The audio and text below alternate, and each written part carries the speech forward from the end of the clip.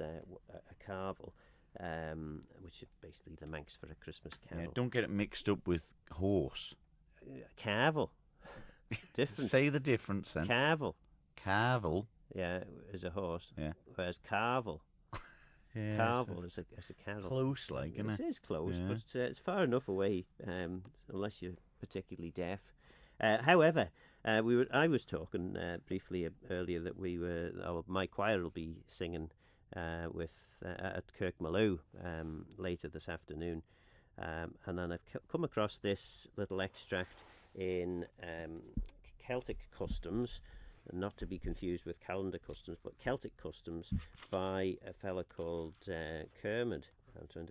E. Kermode, and this was produced in 1885. So he writes, during the singing of these long-winded productions, some of which were intended for one and some for two voices, the parson or the clerk sat patiently listening, apparently, until all had finished, which was usually at a very late hour. I remember when a lad being at an Oie'll Verree in Kirkmaloo, the service being conducted by the late Reverend William Gill, who sat like Patience on a monument, perhaps smiling, not a...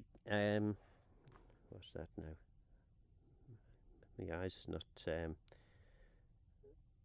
what's that word? I can't see it. I can't read it. All right, we're here till 12. Oh, yeah.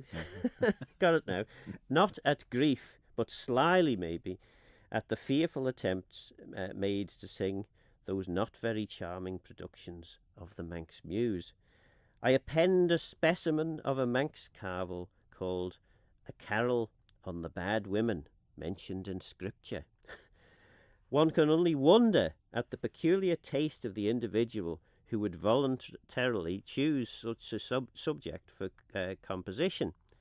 Certainly he must have gone into it without love, as the carvel contains no less... with love, as the carvel contains no less than 22 verses at 8 lines each, of which a translation of 2 will perhaps be enough to satisfy the curiosity of the reader, he says. But listen.